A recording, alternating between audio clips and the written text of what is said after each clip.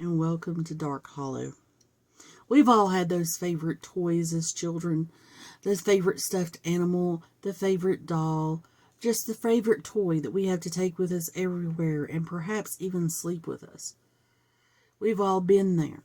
We're so attached to this doll and we all have the childhood memories. But at some point we grow up, we move on, and the toy lays maybe not forgotten, but it is no longer a part of our lives. Well, tonight I'm going to tell you a story of a young boy and his favorite toy. Robert Eugene Otto, who was known and referred to as Gene or Eugene, was born in Florida on October the 25th, 1900, to wealthy and well-traveled parents, Thomas Osgood Otto Sr. and Minnie Elizabeth Watkins. The family lived in a large mansion house that still stands in Key West, Florida today, and it's known as the Artist's House. And if I'm not mistaken, it is now a bed and breakfast instead of a private home. His parents were notoriously strict disciplinarians and were also known to mistreat the house staff, which is where probably the first origin story of Robert the Doll originated. One legend states that a Jamaican woman who worked in the house, or perhaps was even Gene's nurse, presented the young boy with a handmade doll bearing his likeness in 1904, which would have made Robert 4 years old. It is said that the woman was a practitioner of voodoo and had used black magic on the doll to bring misfortune and uneasiness to the family as a punishment for her mistreatment. The doll was crafted with remarkable detail, and it was wearing a sailor suit that was based off of Eugene Otto's own outfit as a child. The toy became an instant companion for Eugene. He affectionately named it Robert after himself, and the two quickly became inseparable. In another version of the story, the toy was a gift from Mr. Thomas Otto for his beloved son. In this interpretation of the story, the doll that Thomas purchased was from a toy store on his way home from a trip. In yet another version, the doll was a gift from Gene's grandfather on his return from a trip to Germany. After some investigation by the Fort West Marcello Museum, where Robert resides today, it's now thought that the doll was never actually intended to be a doll. It was thought to be made by, I hope I don't butcher this name, but Steiff. The Steiff Company is a German company that created the toy around the turn of the century. Steiff is a plush toy company founded in 1880 by Marguerite Steiff, known for producing top quality stuffed animals, including the first teddy bear in 1902. Now, according to the Steiff Company, Robert may have been initially created as one of several dolls designed for a clown or jester-themed window display, which makes it even more creepy. Regardless of the origins of Robert, little did Eugene know this innocent-looking doll would soon be at the center of a haunting mystery. Eugene took Robert everywhere with him, and even though the Robert doll was probably a bit large and awkward for him to be carrying around, because like I said, Robert was only 4, and the doll stands at around 3 feet tall. Eugene was never seen without Robert. Eugene was often heard whispering to Robert, which was entirely normal, but it was when a deep voice was heard answering back to Eugene that things started to get a little strange. It was said that the doll had somewhat of a hold over Eugene, and loud, violent commotions could be heard coming from Eugene's bedroom on an almost nightly basis.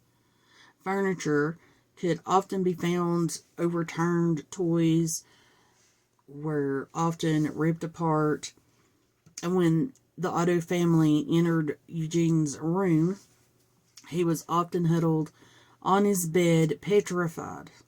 When asked what had happened, he only ever had one response: Robert did it.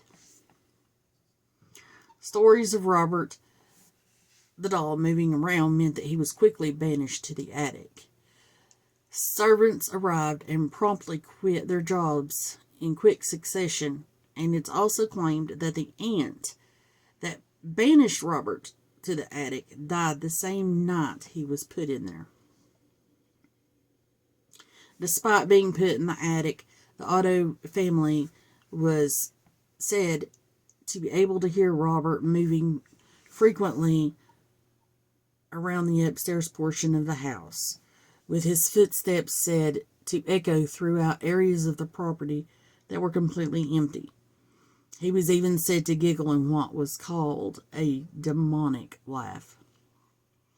Despite all this, and despite his obvious fear of Robert as a child, Eugene kept Robert as he grew up and into adulthood.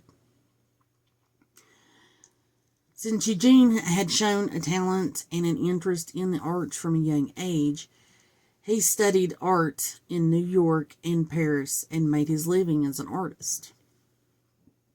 On May 3rd, 1930, Robert Eugene Otto and Annette Anne Parker were joined in matrimony in the beautiful city of Paris, France.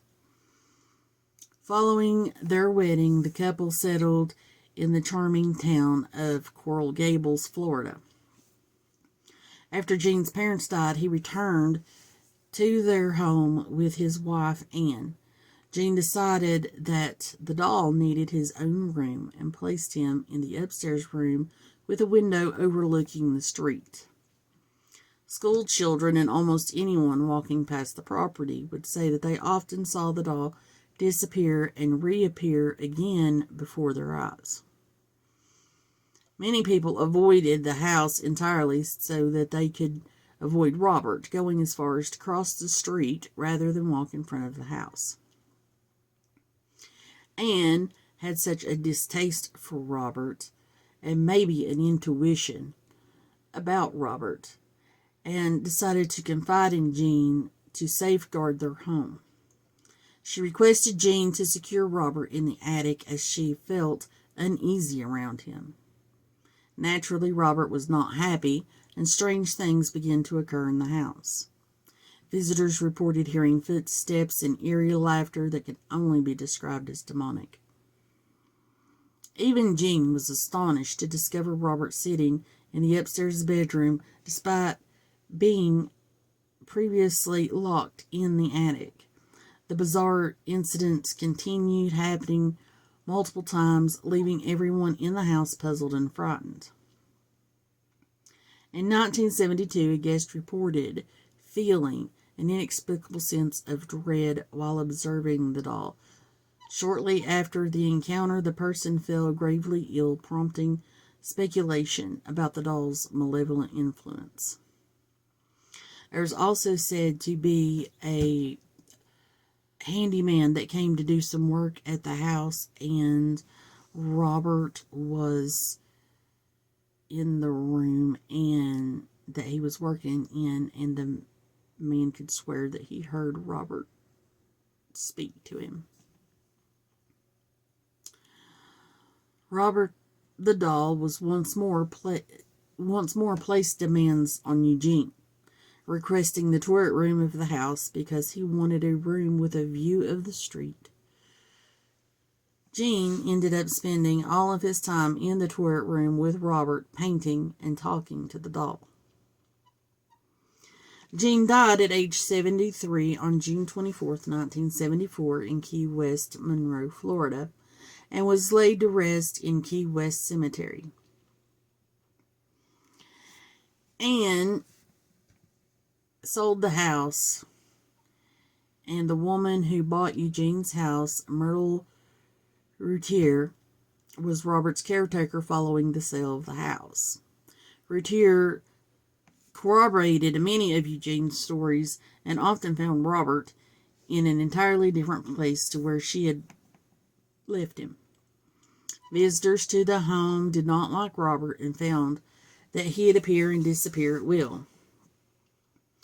Routier and her visitors also claim that the already creepy expression on Robert's face appeared to change when anyone discussed Eugene in a negative way.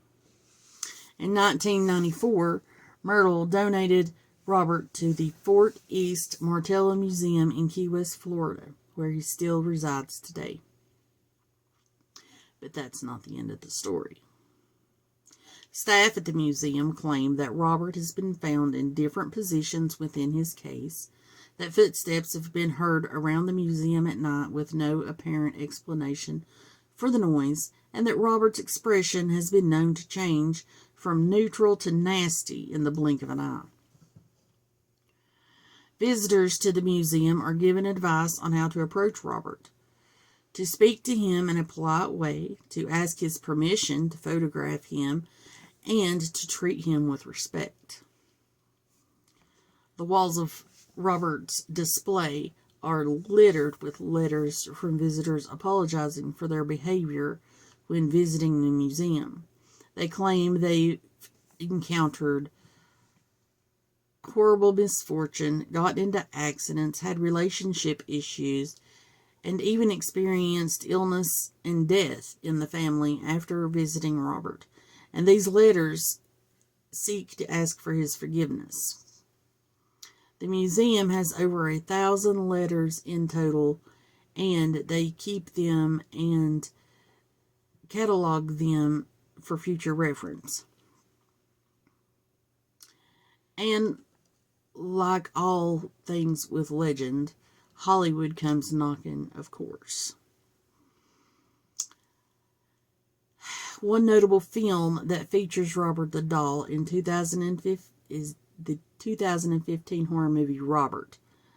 Now, I can't find it anywhere online, and I haven't seen it, but I would like to, I think. The movie was directed by Andrew Jones. The film draws inspiration from the real-life story of the doll and, of course, adds fictional elements to create a chilling tale. The success of Robert spawned a series of sequels, including The Curse of Robert the Doll in 2016, The Toy Maker in 2017, and The Revenge of Robert the Doll in 2018, further cementing the doll's status in popular culture. I don't think I've ever seen any of these movies, but if anyone out there has seen them or knows where to find them online, please comment down below, because I would like to watch them, and maybe I'll make another video giving my thoughts on them. I also know that the museum sells replicas of Robert the Doll. There's also been, the History Channel has done a segment on Robert the Doll. There's been YouTubers that have visited the museum and done videos and stuff of Robert the Doll.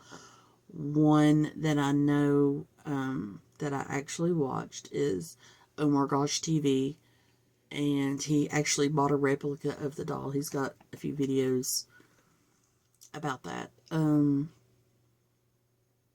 But if you've heard of Robert the Doll, or maybe you haven't heard of Robert the Doll, but I'm hoping to go to Florida and visit Robert.